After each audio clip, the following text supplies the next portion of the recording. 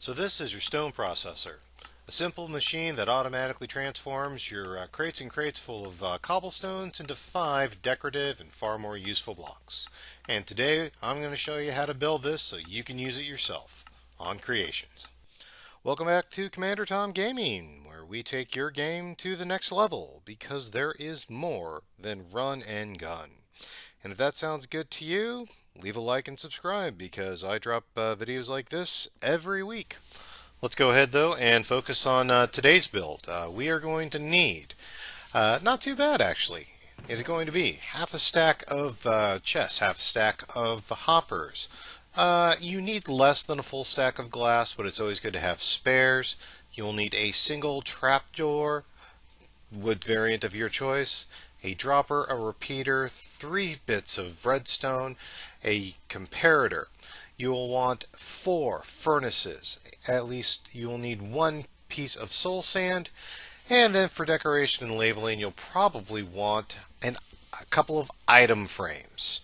Like I said, this is not too bad. For the construction and survival, you will need water source, of course. I like to use ice. And you'll likely want a scaffolding block of some kind. That's what the slime blocks are for. So let's quick like a bunny pick up everything here. And let's get this building. Now you're going to want to drop a hole 4 blocks downward. The very bottom one, so that'll be the 4th. 1, 2, 3. Okay, need 4th. That is going to be the soul sand. So you drop that down. Experienced players, we're building a dropper vader. You can tell I was prototyping here. No worries. So we need the dropper to point horizontally towards the soul sand. There we are. Okay. And then we need to clear out a little bit of space to build the trigger signal. Okay. And then we're going to need to get blocks, and we're going to need to get dust, and we're going to need to get the redstones. Get the comparator out to detect the signal off of that. Put that in the wrong place. Okay. Again, need to clear a little bit more space out here. Let me just dig out a little bit more. Okay. So, we put dust there, so it's the detector, block, dust. Put a block here in the corner and a block on top of the dust. Turn around. We need to put a dust on top of the stone immediately behind the dropper to trigger it, like that. And then down to the comparator and a repeater. And I need to be able to jump up to place it. Okay, and a repeater there. Excellent. Your dropper is triggered. If you want to test the system though, just hop into it. Anything you've got, drop it into it. It spits it out just like that. Perfect. So you know that circuit works. Fill in the spaces. Make sure it's vitally important. Fill that. Nope. Got to have that connected. Perfect. The space on top of the dropper here. There. That needs to be filled because of the water vader that we will be building. You can fill in the other ones. Now, okay, let's move on to the storage system. We are going to be building basically a silo-style connection of boxes and hoppers. We drop a hopper directly into... I keep hitting that block. We are dropping a hopper directly into the dropper. Once I get my things put together, okay, I need you and I need you. Excellent. Alright, hopper, and then we put a chest, and then we put a double chest, followed by another hopper to the side. No, hopper to the side, like that, and then we put another chest on top of that, with another hopper off to the side. There we are. We're going to go back and forth a couple of times. I'm going to go ahead and put this together. I'll catch you in a minute. Alright, 1, 2, 3, 4, 5. Alright, yep, we want that 5 high because we just need enough room for the furnaces to fit underneath. So now we work on the water vader column. And we're going to use the glass to just form a standard cross with a hollow circle for the water column to be surrounded upwards. Once you're up 5 high to the level of the chest, you put 1 more on top to raise it above that. And we're going to then have the water column come up and you're going to want to have an extra piece of glass up here to prevent the items that are coming from the water column to go sky high. Trust me, they will. Just use the block, trust me. Alright, so hopping over here, we are then going to get the walls for the water column. Use the glass to go right over your chest. Leave the hopper uncovered. We're going to have the water go over that last hopper too. So we get the other side of the water flow path. And then I'm going to slip off to the side here because this is going to be where we put another. This is going to be where I jump off of the machine, then I pillar back up. Alright, so this is a better angle to do it anyway. We put a chest here, which will act as the wall to this end of the water flow. Then we're going to be putting hoppers down underneath to be the floor. I need a temporary block on top of this hopper. And off to this side is where we'll put then the trapdoor. And then bust the temporary block. I don't care, it's going through that. If you listen, yep, I think it's popped through the system already. Trigger's working, flow's working, good. And you can see where the flow is going to come and make an L shape. That way we are recycling the cobble. Alright, slip on down here. We need to now look at hoppers, and we also need to put in our furnaces. Hoppers are going to be underneath the water flow, and then funneling into the furnaces, of course.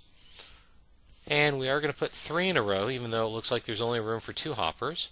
The third one is a specialty hopper I'll get to in a minute and kind of explain how that works. Pillar back up, grab the hoppers, and then 1, okay, get a good angle, 1, 2, can I get it? 3, perfect. Yes, that will funnel into the chest, that is intended. Okay. We are almost done with the hard part here. Now we need to do the fuel lines. We need to get coal into those furnaces. And actually, we need to make a choice first. We need to decide what one's going to produce smooth stone. And I always like the one closest to the column. So that one gets an extra furnace. Next to it then we put a chest just for storage and for processing. This will be the one that produces traditional stone. And if I can hop up and just hit it right, there we are. And this one, make it look smoother. Come on. There we are. So, the one with the double furnaces will be creating smooth stone. Single furnace creates standard stone. Both of which are useful, and that way it's automated for both. Now, okay, I'm talking too much and putting places in the wrong places. There we are. Need to pop 2 holes here underneath the furnaces. Okay, and I need to clean up my mess. Alright, here we are. And I'm placing in the wrong place. There we are. Okay, now we need to make sure that that is sealed for the water column. And then down beneath here is where we put a couple sets of double chests. These are going to be end products of whatever we're smelting on either column. Just like that. Okay. Alright, so as we're working through here, you've got the build done for about 2 of your stone processes already, but we need to get a fuel intake in. So we're going to get some more hoppers. I'm going to drop into each furnace and connect the dots there, and put a separate chest up here, which will be the fuel chest. This is going to be where we drop the coal to fuel the machine. And off to the side, I will put a secondary one here. I'm aware they don't connect. This is a manual use one, so it's going to get it a lot less. And this is actually going to be what creates cracked stone.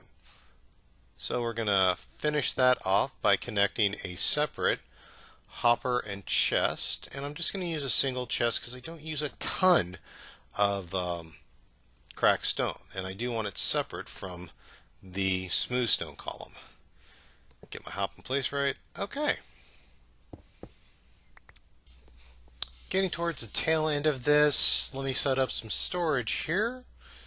There's a few blocks here, such as the bricks and then also the cracked bricks that we were just working on, that I like to have storage off to the side because you've got to deal with them manually to create them.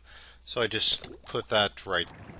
I always love placing water columns. It's a fun ride up. As you can tell, we've got that curve just like we planned. It comes up, flows through, and then goes back down through the system when it's not used. You're only going to have about 12 stacks of cobble immediately sucked up, and the rest then just recycle through the system so they don't despawn, cause any problems like that. Continuous flow until it's all been burnt and converted. Quick hop in creative to get myself the coal. We're going to go ahead and load the system.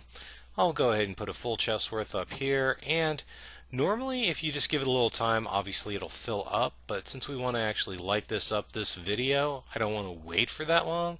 I'm going to go ahead and just shove a stack right there. If I'm not mistaken, that top one should fill. Yep, already is. And then let's go ahead, we're going to show the single system right here, and we only need a little there, so that'll be more than enough. Alright, and then to start the machine up, we go ahead and drop a load of standard cobble in here. Now this is built with about 7 chests full, so you've got a ton you can go. This is an easy way to work your backlog, as well as just pick up everything from mine and throw it in. And then as you can tell, she automatically starts shooting it upwards. The water flow works exactly as we had planned. Usually does do well at getting cobble into both of the hoppers to begin with, just depending on how fast the cobble is going. And then of course you can see how the bend is going to move the cobbles onto the system again once those hoppers actually are full. So it's a perfectly fine cycle. Drop it on down, you can see how the systems are already burning and creating the blocks that we're looking for here. So we've got the smooth stone being generated with the double burner system, and of course the traditional stone being created in the single. This is where we grab the item frames to label the system if you really want. And of course you can use signs as well, but I like the item frames. Okay, grab the stone here, put one down as a label.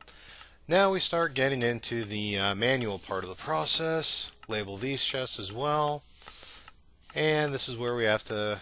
Nope, that's not how you make bricks. This is how you make stone bricks. So then we put a label there. And then we come over to the manual part of the system. Again, I don't use a ton of stone bricks, so that's why I didn't make a huge system for it. But I know I wanted some cracked bricks, so this is a way to do it. I figure you've got to craft the bricks by hand anyway, so that's why I just do a quick hop to load it.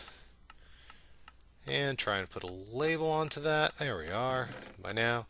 Yep, cracked stone bricks. Perfect. And there we are. Do I have another one? Perfect. I've got that for the label. Alright, that is the stone processor.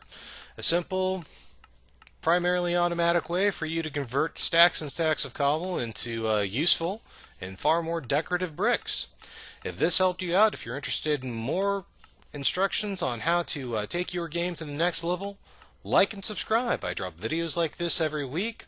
Additionally, check out some of the faves from the Cmdr crew, and if those videos don't interest you, I've got something special picked out just for you.